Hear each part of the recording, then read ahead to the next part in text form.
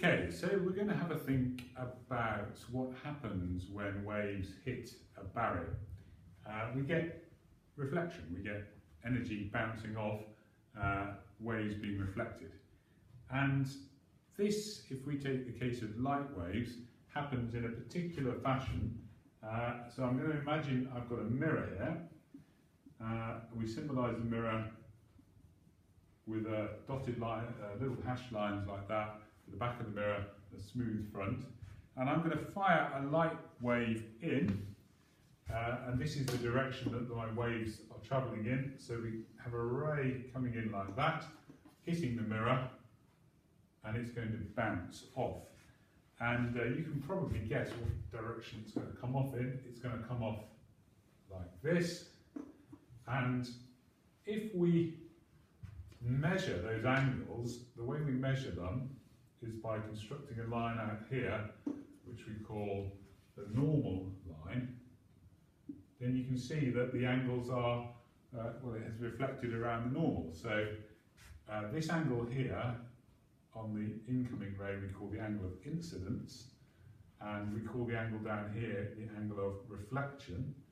So we have an incident ray. Incident simply means coming in this case, incident incoming ray, and an I is the angle of incidence.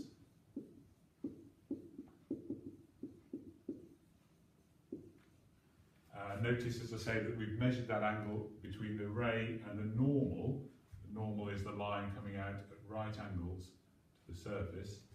So we've got our angle of incidence, and we've got an angle of reflection, R.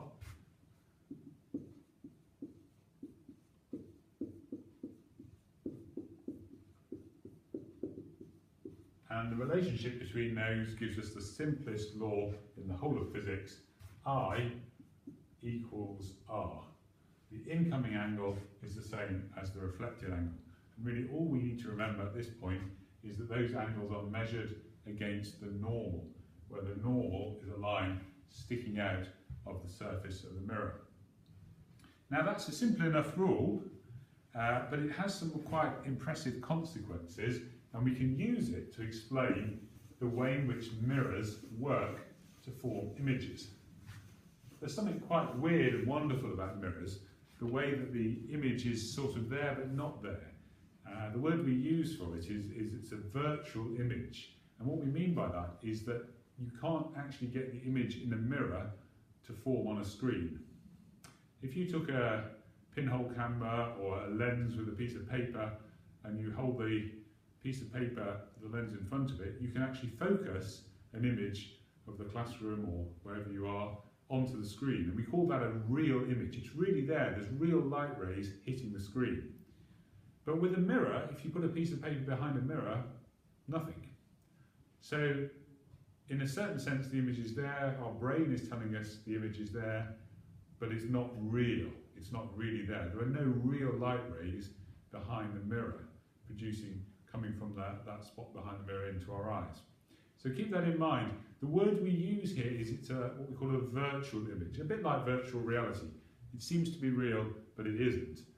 The image behind the mirror seems to be real, but in a certain sense it's not. So where does it come from? Well, the way to understand it is to start by drawing our mirror again, and I'm going to make some little hash lines just so we know which is the front and which is the back. And I'm going to have an object, let's have a candle down here in front of the mirror. Okay.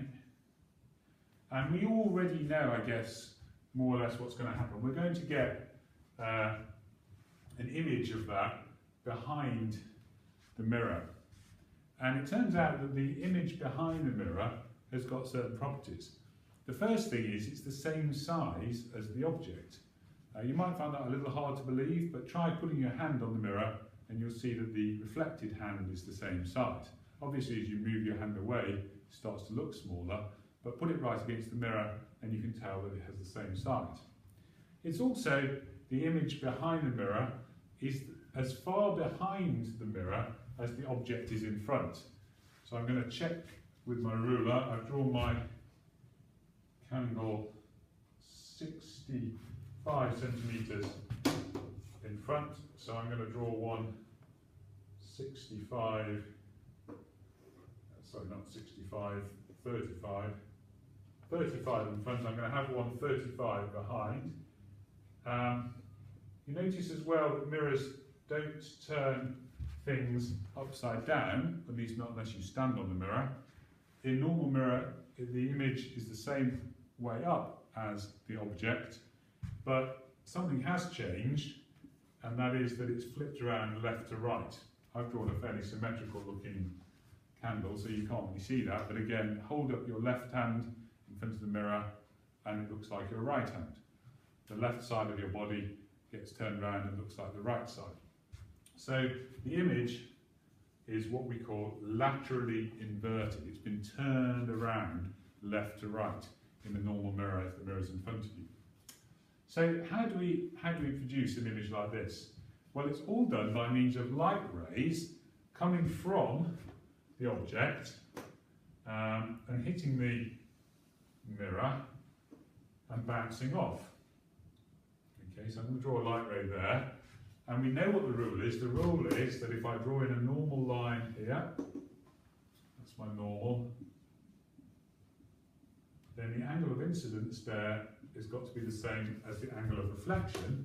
And so you can already see, if I've done it right pretty good, the reflected angle will take us towards pretty much the top of the image. So I'm going to project it back, and the way we project it back is by means of dotted lines, and we call this a virtual ray because there's no light there behind the mirror.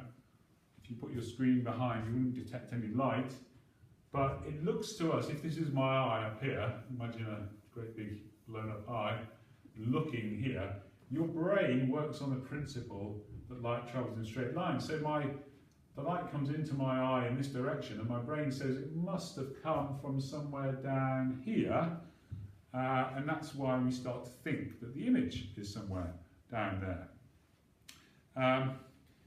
But that on its own doesn't quite tell us exactly where, because the image could be anywhere along this line. How does our brain come to draw the conclusion that the image is there exactly? Well, I can prove that if I were to draw another ray, and let's have another one now going, let's have a look, make it just a little bit higher up, like this. Okay, this one's got a bigger or smaller angle of incidence. What do you think? Have a think about it. Is the angle of incidence bigger or smaller?